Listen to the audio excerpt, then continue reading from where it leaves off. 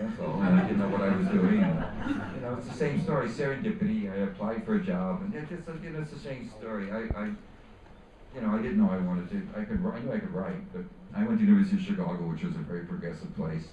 When I got to Chicago, the first thing I was asked at the University of Chicago, and I was just a kid, as I went to public school, and I was smart, but I wasn't.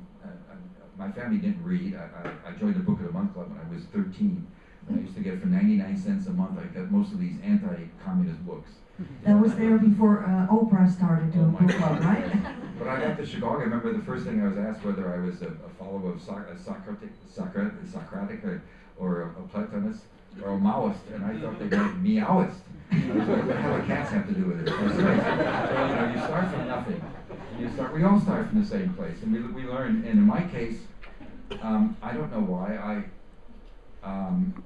I was a police reporter in Chicago, something called the City News Bureau with Ben Hecht, and if you know, there's a play called Front Page, a very famous play. It was an agency set up by the Chicago newspapers and the radio stations eventually to cover the courts and crime because there was so much of it. It was just a place we were thrown in.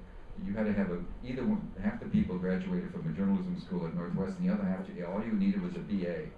And I just applied, and months later I got this job, and I ended up on the street, and one of the first things that happened is I was covering the South Side, Hyde Park, where it happened, where I lived, at the police, and within a few weeks of being on the street, after being a copy boy, some guy in the black ghetto of Chicago went nuts, and he burned, he killed his wife and children and set the house on fire. And I went to this house. I was one of the first. We listened to the police and fire department radios, and I dashed there.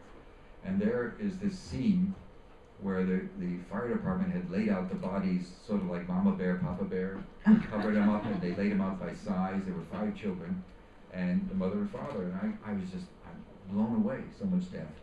And I called it in.